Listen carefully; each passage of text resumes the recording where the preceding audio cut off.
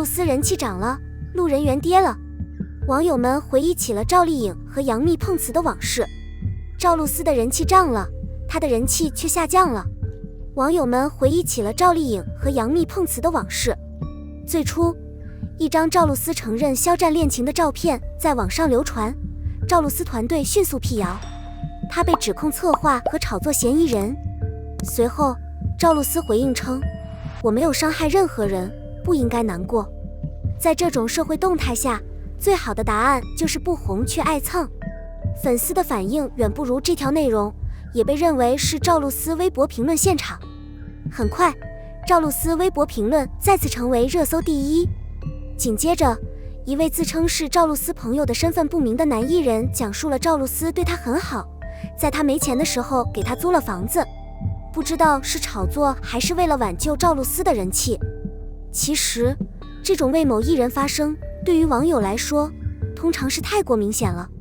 在这种情况下，于正当然不可能消失。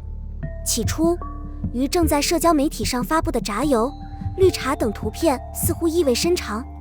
紧接着，于正怀疑赵露思的团队是来骂人的，声称自己只是等着吃点心。随后，于正又发了一篇短文，直指赵露思的老板不够专业，并称赵露思是个没心没肺的人，不喜欢炒作。经过几轮跟风，于正成功拦截了胡耀明的热搜，挤进了热搜榜。本来赵露思的2部沙雕甜剧今年都播出了，口碑还不错。虽然国民人气不高，但是路人缘还是不错的。不过最近的热搜，比如辟谣肖战告白，被认为是人为的可能性太大了。坏处是路人缘明显下降。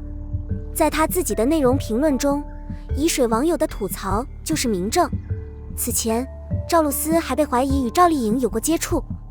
各种论坛上关于赵露思能否接替赵丽颖的甜剧的留言不断。在赵露思事件中，赵丽颖这次也不幸中弹。疑似瓷器上的杨幂，多年前被网商捡来复查。2011年，还有些透明的赵丽颖发文质问：“你为什么总把我当成杨幂？你不知道你的偶像长什么样吗？”在随后的采访中，赵丽颖也谈到了这个问题，解释说自己在横店拍戏时，连续4天被粉丝误认为是杨幂，隔着窗户大喊杨幂杨幂，导致她崩溃。有点，所以她在社交媒体上发布了一条公开信息，她还称其为年少轻狂。赵丽颖的走红是得益于她之后的《陆贞传奇》、《千古花》等作品的火爆。2011年的赵丽颖真的不是很火，那时候杨幂的《宫》正在热播，正是最火的时候。一般来说，在这样的情况下，很容易将类似的做法想象成碰瓷。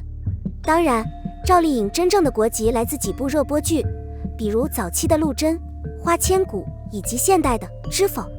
所谓热度只能是怀疑，一是因为无法证明这是当事人的主观意志。这几年，赵丽颖已经不是那个一直以为我是杨幂的小赵了。当然，拥有热门作品是有底气的。新晋青年演员赵露思会明白这个道理吗？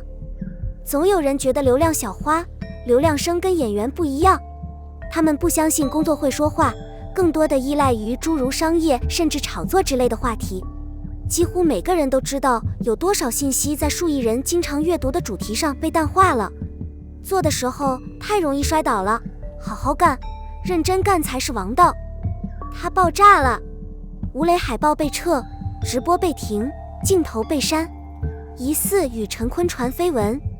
它爆炸了，吴磊海报被撤，直播被停，镜头被删，疑似与陈坤传绯闻。短短23小时内爆出8条重大新闻，吴磊或将再次被封杀。一点时间未必好。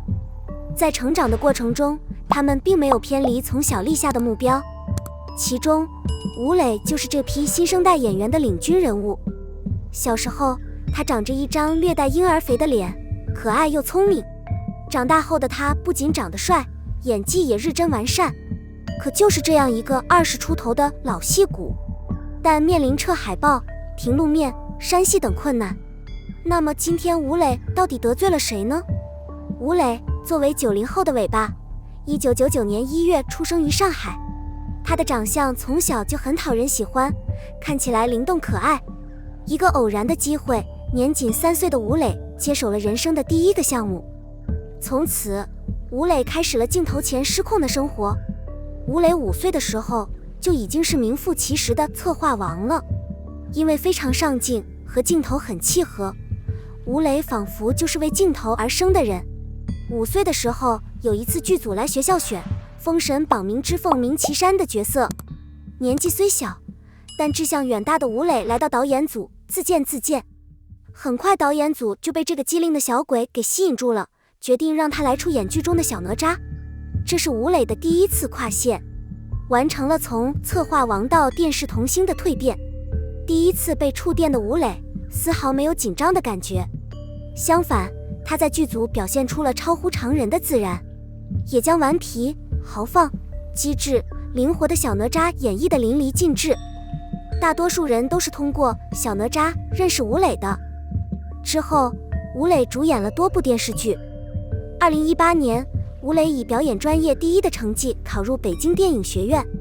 10年来，吴磊出演了10多部电视剧。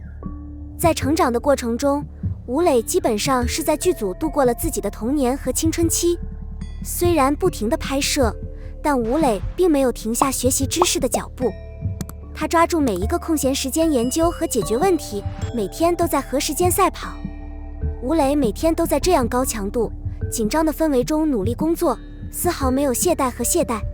考上北京电影学院后，他变成了一个帅哥，完成了从可爱到帅气的完美过渡。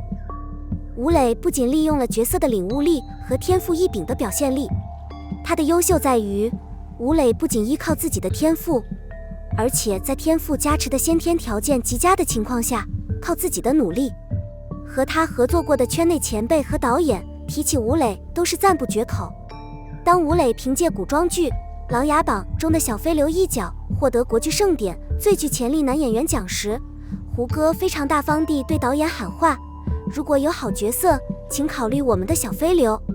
吴磊能够得到这些业内前辈的认可，显然是因为他的敬业精神。比如在拍摄《我和我的父亲》时，吴磊就曾因为炸弹爆炸而面部受伤，如果不及时治疗，可能会有毁容的风险。但吴磊担心去医院会耽误拍摄进度，所以他让化妆师简单地把瑕疵遮盖起来，等戏拍完再去治疗。演戏之余，吴磊也处处流露出高情商。2015年，吴磊、谭松韵等主演青春励志剧《旋风少女》。在为这部剧做宣传的时候，一些爱挑事的记者不停地吐槽吴磊和谭松韵的年龄。身为女生，谭松韵确实比吴磊大9岁，被问起时又是恼火又是尴尬。这时候，吴磊连忙回答说：我们真的相差9岁，我15岁，他6岁。这个回答顿时让旁边的谭松韵笑了。后来，吴磊在与张子枫、刘嘉玲、鹿晗等人合作时，也是处处展现高情商。这样一个各方面都得到大家认可的艺人，突然被贴上了催泪粉的标签，实在让人匪夷所思。不过，腾讯的各种操作已经证实，与吴磊的合作确实不愉快，这又该如何解释呢？有网友分析称，吴磊是被公司骗了，撕逼行为是他背后的团队所为。作为艺人，吴磊的话语权很小，但最终还是被排挤了出来背锅。这个解释其实不太合理。吴磊的承包公司是吴磊工作室，据说是他妈妈和姐姐打理的。在这种家庭管理下，吴磊的意见其实很重要，他妈妈也不会故意害他。那么造成这种尴尬局面的真正原因，或许就在于眼泪的定义。在一般的概念中，名人会努力将自己的名字排在尽可能靠前的位置，以获得更多的知名度和关注度。如果位置不理想，可能会出现撕裂的情况。但是具体问题细细分析，这件事放在张公案里又出现了新的问题。按照原著来看，吴磊饰演的张平这个角色，无论是剧情设定还是剧情推进，都堪称男1号。而井柏然饰演的蓝宇也只能算是一个配角。为了收视率，编剧加入了蓝宇一角，让人觉得张平和蓝宇的角色势均力敌。井柏然的人品本来就比不上主角，后来地位提升到和主角一样，井柏然这边当然愿意。甚至据说从一开始，制片方就在根据平凡的剧本与井柏然方面协商，否则对方觉得戏份太低，未必会接戏。那么，张公安、贝斯是吴磊的错吗？我们先来看看角色设定。吴磊本人饰演的张公平是男主，但井柏然饰演的蓝宇只是一个配角。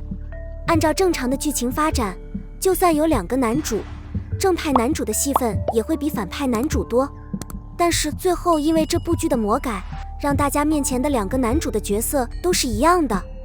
我们在上面鹅厂的备忘录中也看到了一句话，吴磊一直在和他们洽谈这个项目，没想到消息泄露出去，引发了这一系列的风波。如果说这背后没有推手，相信没有人会相信。近年来，圈内的明星如雨后春笋般一个接一个的冒出来，而且比起以前，很多演员都需要磨练才能成名。现在的演员有太多的便利，就连流量明星的崛起，也让这个圈子一度混乱不堪。只需一张脸，您就可以扮演许多角色。演戏的时候，你随时可以当替身，要么是为了美而不顾角色设定，这些都是现在的演员能做到的。现在的娱乐圈，真正有实力的年轻演员已经不多了，像吴磊这样的演员更是凤毛麟角。但他们受到各种原因的束缚，受大环境的影响，接不到好的剧本，又或者因为资本方面，辛苦的画面被砍掉了。这对这些年轻有实力的演员来说有多不公平？希望有朝一日娱乐圈清静，至少那些有能力的人能够展现自己。你喜欢吴磊吗？大家有什么想说的，欢迎在评论区讨论。